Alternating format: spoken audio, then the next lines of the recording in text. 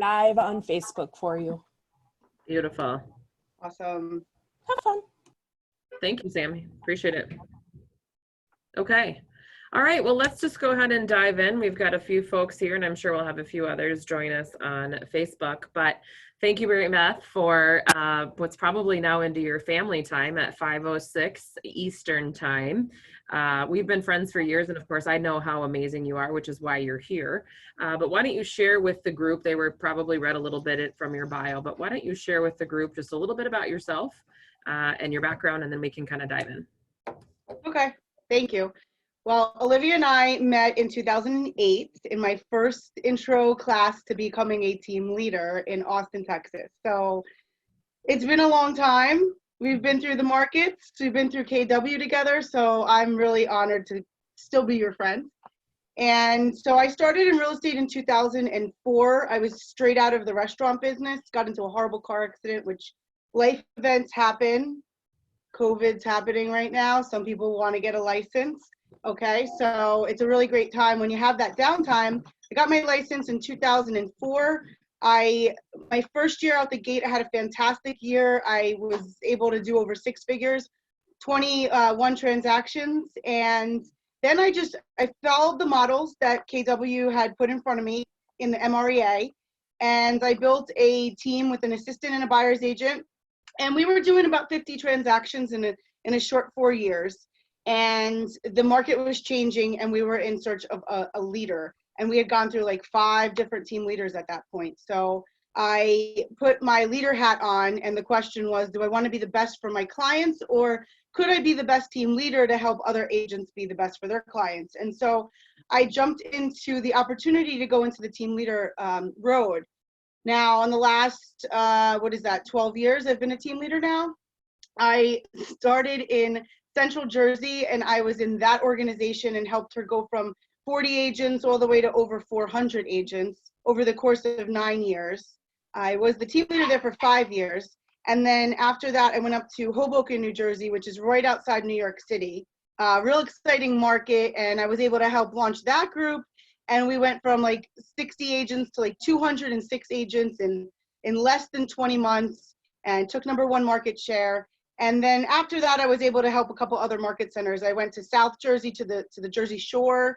I was in Brooklyn and Staten Island in the New York side of our world. And now I am back in Wayne, New Jersey. So altogether, I have been a team leader for 12 years. I have helped over 1,100 agents join Keller Williams in those years. And I'm really passionate about building the business of agents and leaders. So that's me on the business side. While I was doing that, I am also going for my master faculty. I'm also going for KW instructor, which is another path that KW offers, and potentially into the coaching world with MAPS, which is our coaching arm at Keller Williams. So entertaining that, but along the road, I was also able to fall into my passion, which is giving back. So through the gift of profit share that Keller Williams has given me that opportunity to earn, I was able to purchase a home that I house women and children. And so I have a nonprofit organization, really kind of birthed through the Mo Anderson days of KW, you know? And so I'm really proud of that. And I love my women and children that are in my house. So that's where I'm at now. That's awesome. So tell us again where you're from. I am from New Jersey. I'm from Central New Jersey. I mean, I guess you guys look at it and it's just all right. I'm from New Jersey. Okay. I was hoping for the accent to really come out there, but it didn't. Like Joyzy? You gotta say it again. Joyzy. Yeah. Yeah. There we go. Okay. So tell us about mindset, Marybeth. Tell us about, when you went through the last shift, when you've coached agents through shifts, what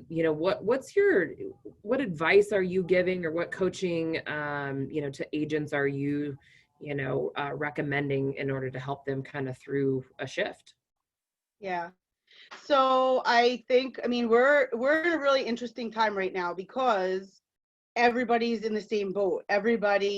through the world is experiencing this right now. So it kind of like levels the playing field, that we understand what the clients are going through. We understand what the other agents are going through. So my opinion is this is an opportunity time. One of my partners and I we're doing shift every day in our market center at 11 o'clock. You're more than welcome to join any of our trainings. But this book here literally got us through the last shift. And the first tactic is the mindset. This has to be right. So what I am advising agents to do is get real clarity. First of all, make a schedule for yourself that that is attainable. I think we have a couple different situations. I don't know about you. We have a lot. Are your kids home now? Are we homeschooled? Okay, so we have to be really, and ladies, no offense guys out there, but I do we need to hear from the ladies, I think, in moving forward, how they overcame their challenges with the homeschooling going on. Now you're cooking every meal. I'm sure we weren't all cooking every meal, right?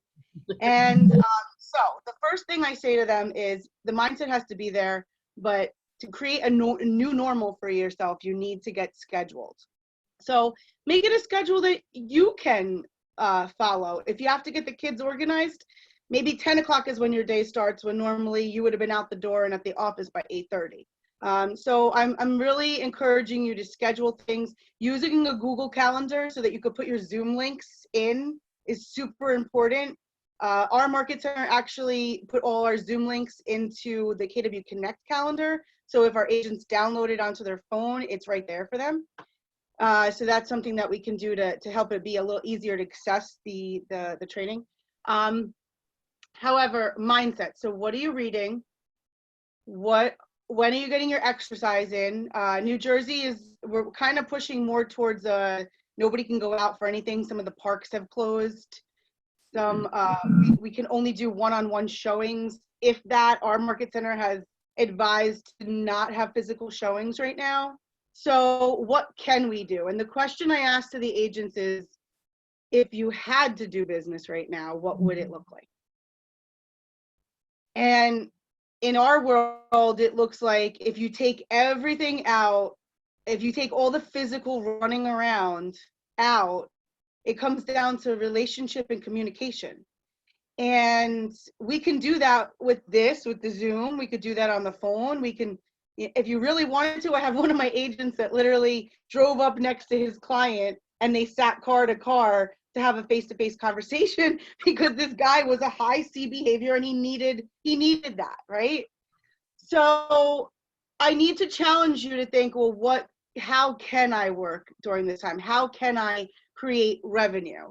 If you're in a struggle, so I have two different sides of it. You have some agents that if you're in this bucket, I challenge you to make sure this never happens again. But you have some agents that don't have cash reserves.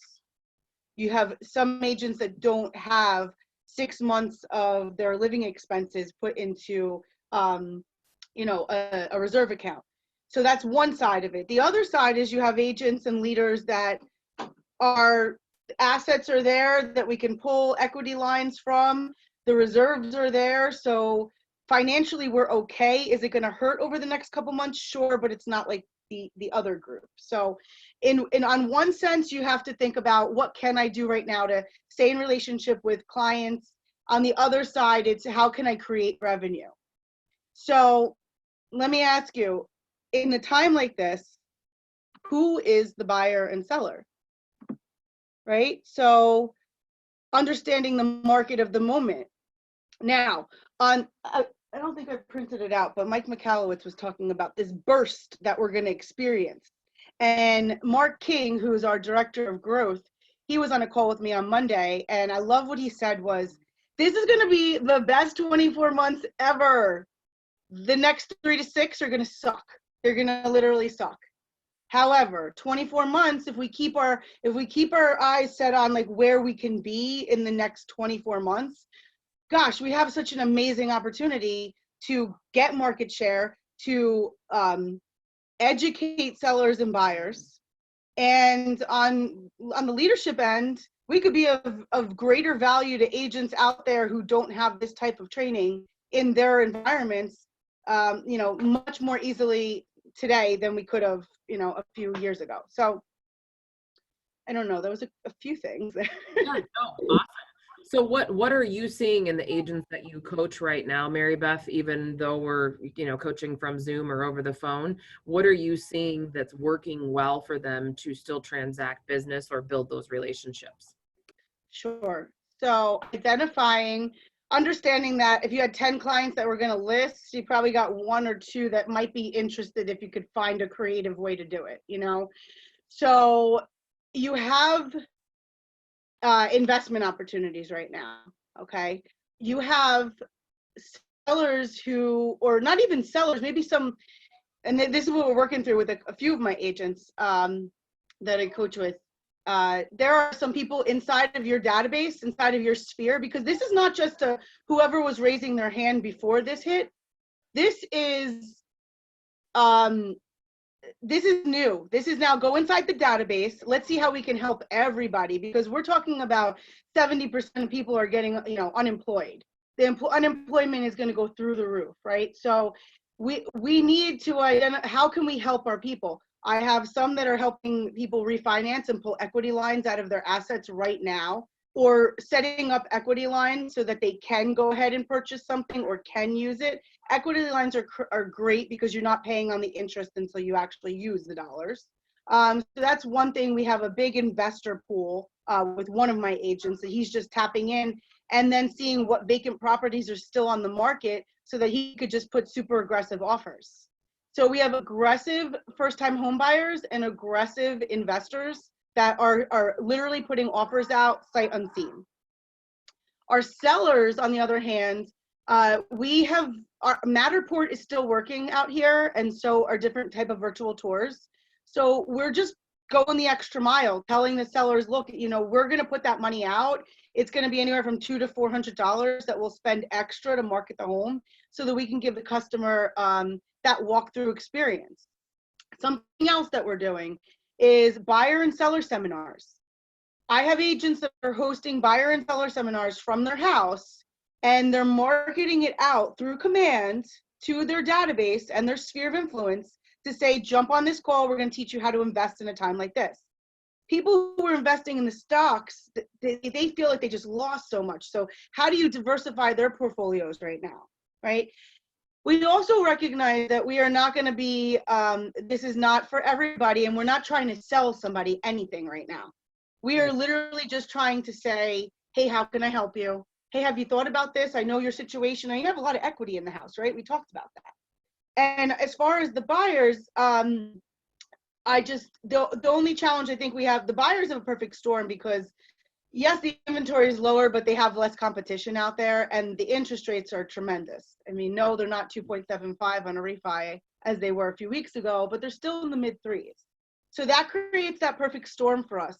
Imagine, a time where the interest rates they were hiking up to 6, 7, 8% last time we went through this. We're in this storm now and we're still under 4. Yep. So, Olivia, what I do see, and I just over communicate with your database. I mean, if you weren't calling them, pick up the phone and call, texting. Some people will say, well, I didn't have a great database when I started this. I just got into the business.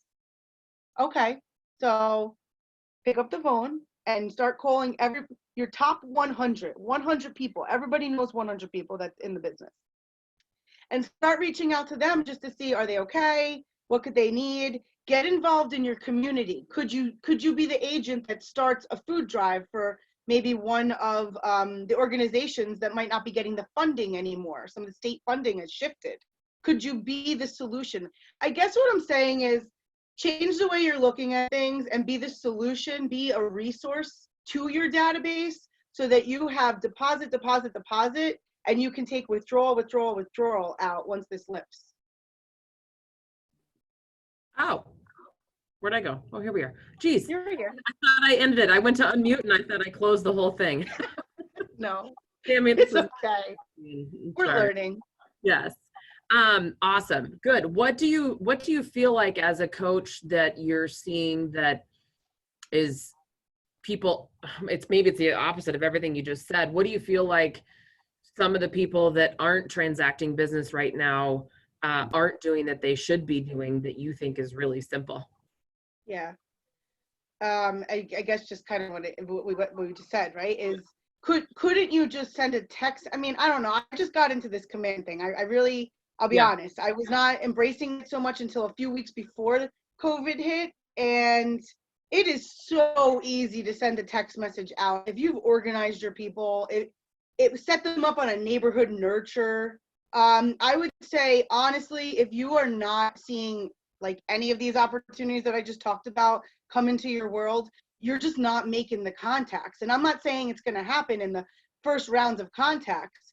But we've heard this time and time again with all these different Zooms, is your insurance company calling you? Is your car company calling you? Is the deli down the street that you buy your lottery ticket at calling you to check in on the supermarket that we spend so much?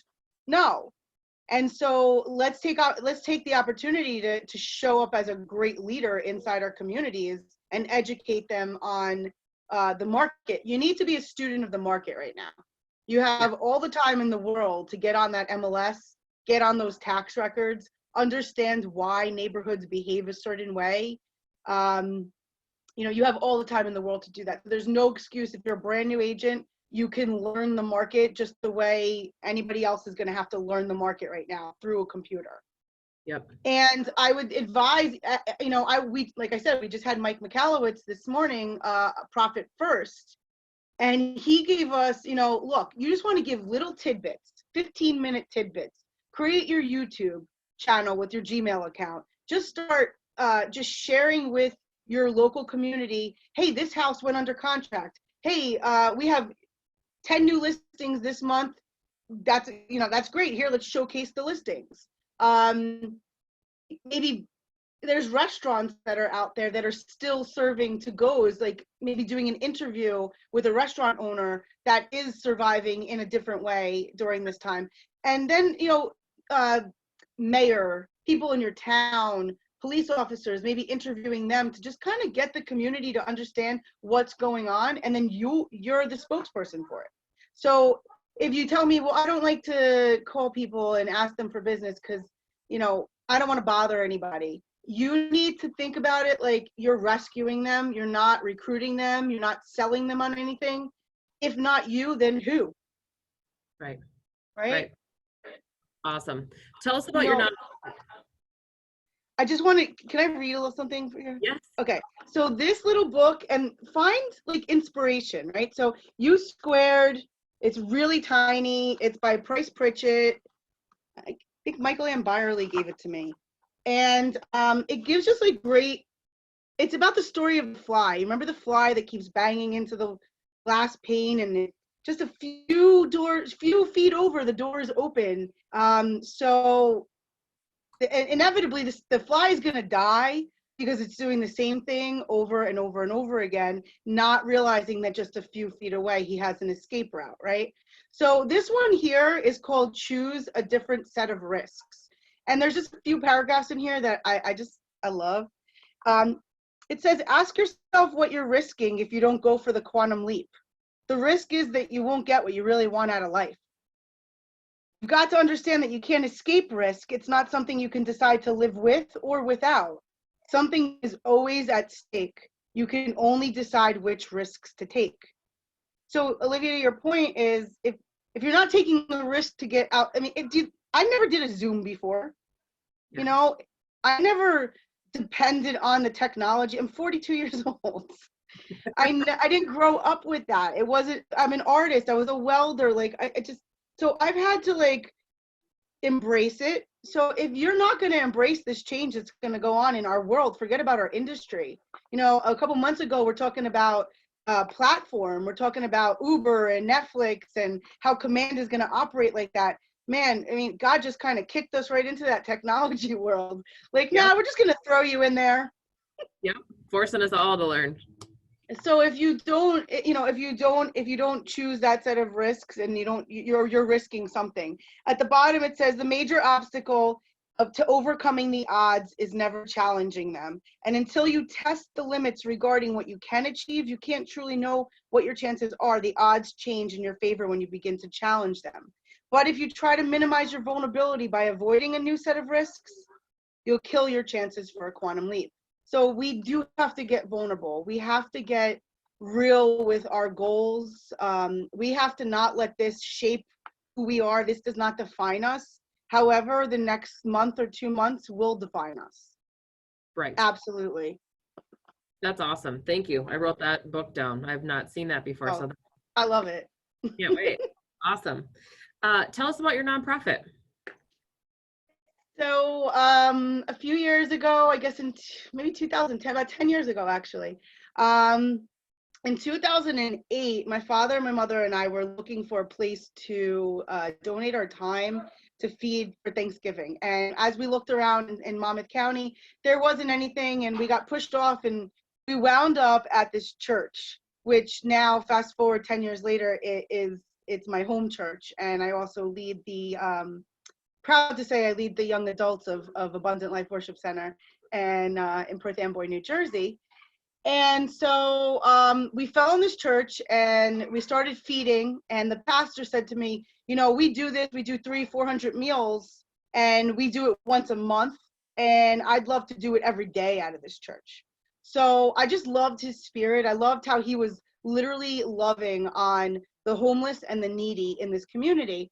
And I said to him, well, you know, I'm a Keller Williams team leader. I have an office of 150 agents. We could come up here and we could provide food once a month. And so we did that. I said, as long as I could take, and guys, this is a little trick, as long as I could take the last Tuesday of the month, because it was going to be hard for me to advertise, oh, it's on April 12th and it's on May 16th. And so if I said, and this is for seminars also, if I said it happens the last Tuesday of the month, every month, oh, you missed it this month, just come next month. It's the last Tuesday of the month. Well, we started that in 2008, and now here we are in 2020. We still feed the last Tuesday of the month, and it is actually what birthed Sheltered Hearts. So annually, my family, my church family, many volunteers through my sphere, and I mean, even through some of my agents referred clients, and they're still with me to this day. We feed about 1,500 meals on Thanksgiving every year. And every Tuesday, we provide anywhere from 200 to 400 meals. And I am still with my family now providing the last Tuesday of the month. So what happened with that is it brought me closer to this community in Perth Amboy, New Jersey. And I just love the opportunities that were here. It's not a fancy town. It is a waterfront town, but it's not a fancy waterfront town. It's the water that the boats go through to get to the fancy part, right? And it has a lot of opportunity here, actually. So so I bought here, and then I took a home that was owned by a church, and I felt like in my church we have a rehabilitation program for men as well. So we are a youth challenge church, and we have 16 beds for the men. So I was always seeing these men come through the program and just, you know, just turning into these amazing human beings through just discovering who they were and being in the program. And I thought, we don't have anything for women. We have nothing for women in this county, as it's a problem throughout the whole country, really. And so I bought this house with profit share. So all the money that was put down on it and everything that it runs on is through profit share. And it's called the Boyd House. And I'm happy to say we house, right now it's 6 women and 10 children. And so we've been doing that since 2015. So between the Boyd House and the feeding that we do in Perth Amboy, Sheltered Hearts, it stays very, very busy during these times. Wow, that's so amazing, Marybeth. What do you do there on a weekly basis, and how do you have staff? You know, tell us about that. So you know, that actually, I started to look at, I wasn't doing much in the beginning, and I thought, well, I need to make sure that they're seeing me or I'm adding value here. So I hired a house manager she lives at the house. So she takes care of a lot of the chores and the stuff that needs to happen in order for them to stay in the home. I go on a Wednesday. It's called Working Women's Wednesday. And so we have a full curriculum, a 52-week curriculum to empower these women to get to the next level. And the next level, like some people say, oh, is it, what type of woman? It's really any woman that is going through a transition in life. We have some single moms. We have some recently, after a 30-year marriage, divorced. We have some mixed families we had children that were taken by DIFUS. We've been able to go to the courts and get some kids back for moms. So we're really all about repairing the family unit. And a lot of times if you have a mom that is working, like they have their kids and they're working, they need childcare, they need help. It's really hard to do it on your own if you don't have a support system. Yeah. So yeah, we're super blessed to have that. We also have another effort that we support, a village in Africa, and it's called the Moshi Majengo Village, the Children of the Salama Center. And so I did go out and spend a few weeks out in Africa. After my dad had passed away, I really kind of went through gee, what is life about? And it brought me to Africa, and I stayed in a village for 3 weeks, and it was probably the most life-changing time ever to see how simple people could live and how happy they could be with very little. And so I have a commitment to those leaders to create a peanut butter factory in the village with them. So they have tons of peanuts in this village, and it would be a really great way to sustain the village and have the women stay in the village and not have to go to Kenya and leave their kids or do some things that they don't really want to be doing, Amazing. How did you build your profit share to be able to pay for the nonprofit work? And then I guess the follow-up question to that would be, what advice would you have to people on the phone right now in terms of reaching out to agents from other companies that they know that could change their lives? Great. So not because I'm a team leader, but because I'm a team leader, the last 12 years, I have not personally grown my tree as big as I could have.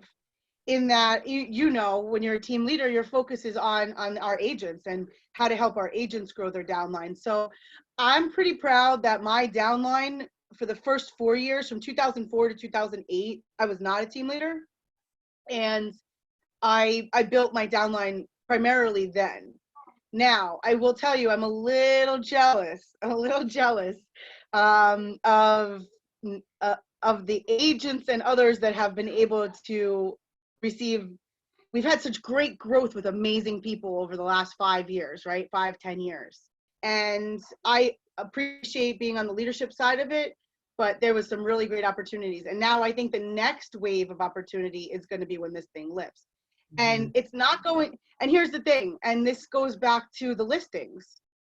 It's not going to be that you do nothing right now, and in September, let's just say, it lifts, and all of a sudden you start working and you start getting listings.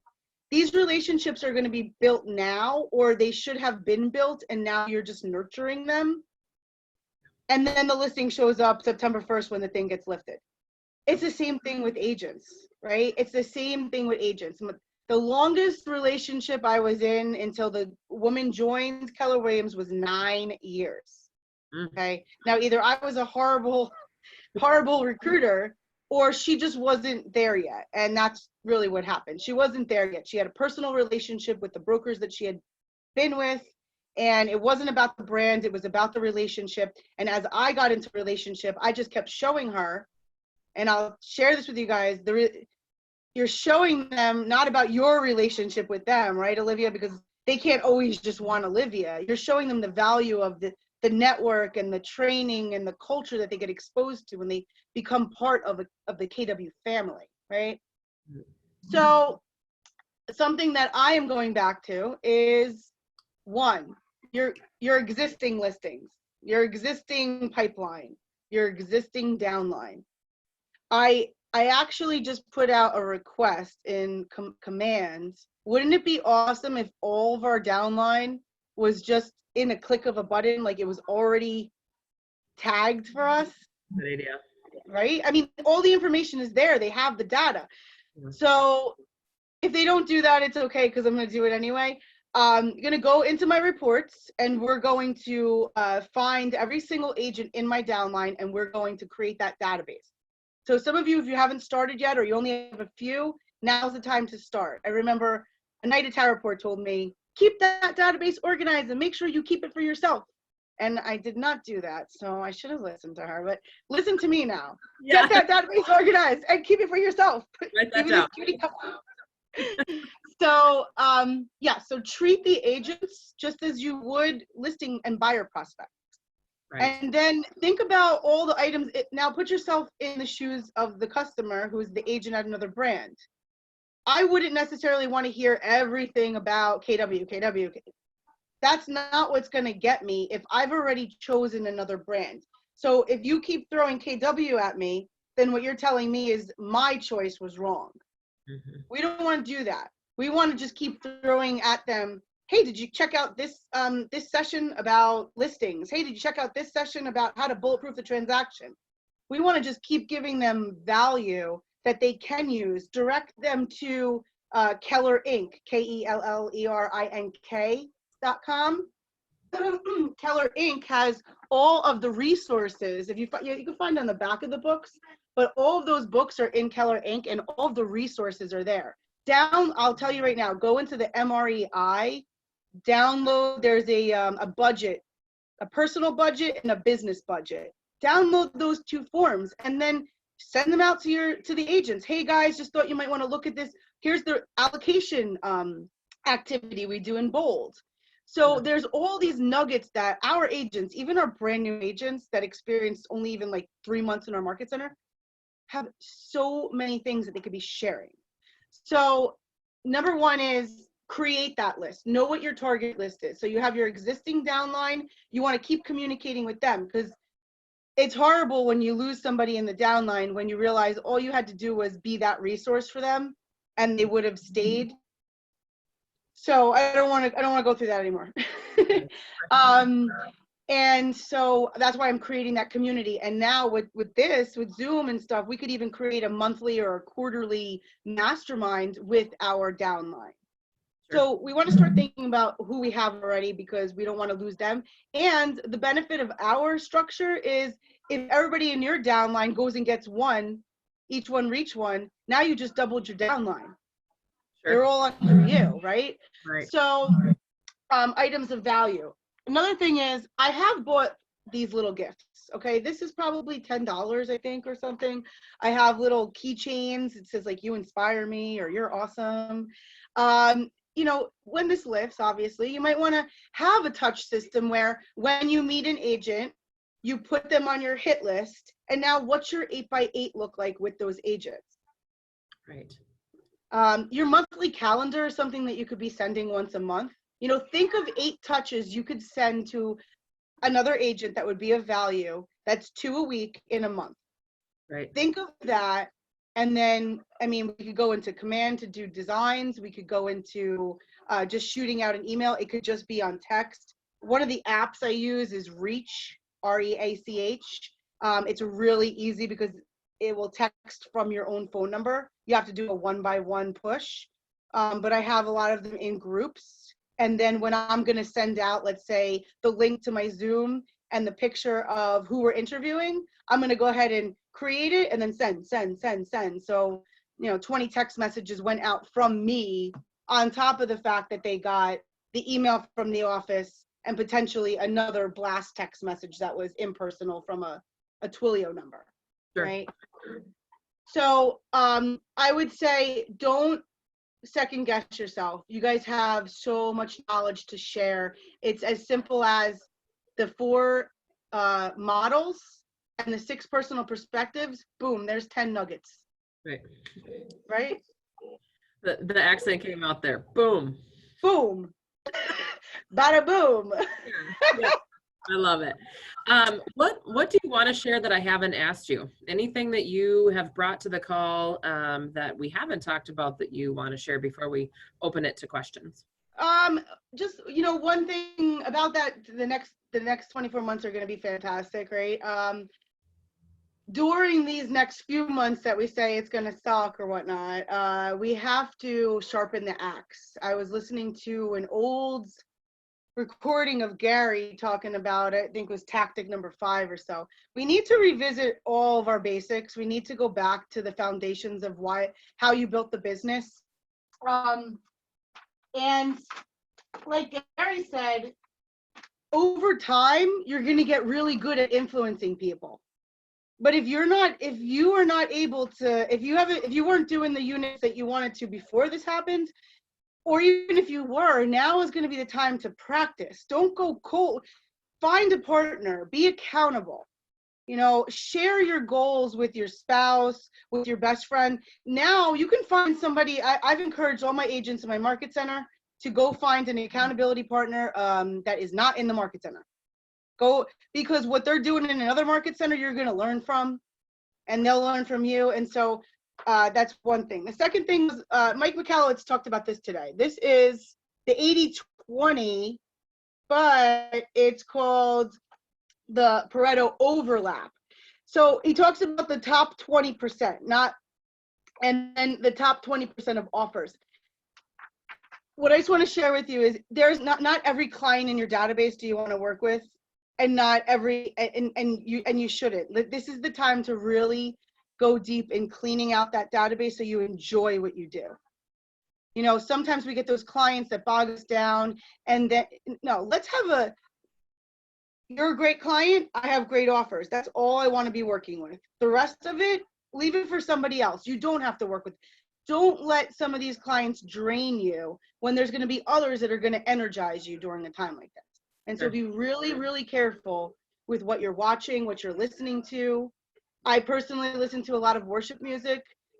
Even if you're not a worshiper, they're really good, clean words, and they're kind of feel good kind of lyrics. So find something be careful what you're listening to, be careful what you're watching. I just said to my husband the other day, if I watch one more cold case for 48 hours, I'm going to get miserable. So let's not, watch a comedy show once in a while. Yeah, yeah. Okay, if anyone on the call has a question, I don't know how I could get questions. There are 7 or 8 people watching from the Facebook group, but if anyone on the call has a question, go ahead and type it into Zoom. So what you're listening to is important. Any books or podcasts that you're reading or listening to right now, or maybe one of your favorite books or podcasts that you've ever listened to that you want to share? Yeah, absolutely. I got a bunch of them. So Linda McKissick has an awesome, cool podcast. It's called Everything Life and Real Estate, and it's Linda McKissick and Dana Gentry. That's one. Obviously, Think Like a CEO. I would go back and listen to those over and over again. I just downloaded the Mike Michalowicz podcast recently and started listening to that. And Bigger Pockets is on, invest. It's not just real estate. And I believe, where's Ben Kinney's? I'm looking in my podcast. What is it? Win, Make, Give. Yeah, that one. Win, Make, Give. Win, Make, Give. Awesome. Look, and then I have Business Wars. Oh, John Maxwell. I mean, how could I forget him? I think he's the foundation of my positive I was waiting attitude. for you to say that one. Huh? I was waiting for you to say that one.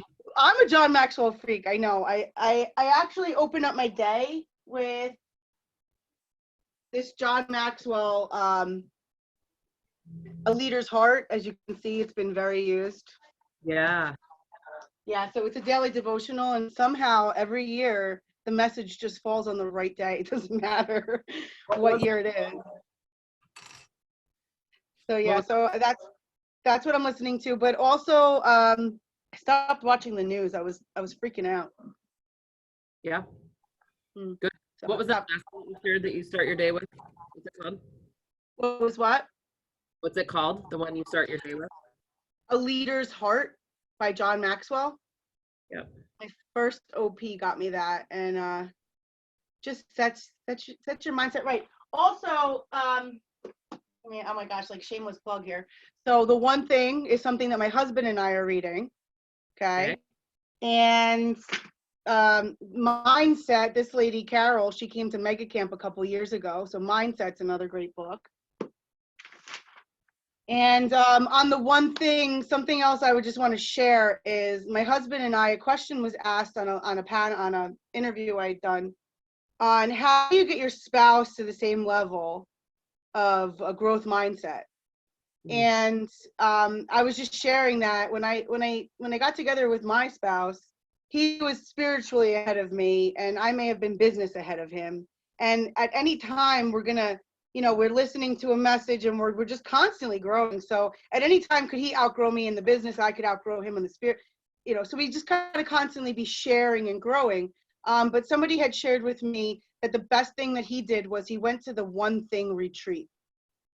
There is a retreat for couples where you set goals together, and I'm not sure if they're going to be having it because I know it's usually in the fall. I'm sure they're tentatively still having it, but we are planning on going to that together so that we can look at our 3 and 5 year goal and make sure we're making it together, because it's hard when you're running on your own agenda and you're tied with somebody that you care about, but maybe you didn't slow down enough to just tell him where you wanted to go and got his support and his buy-in, and he jumped on your wagon or not, So I would encourage, if any of you are going through that struggle, you can take it online, which it's a lot cheaper.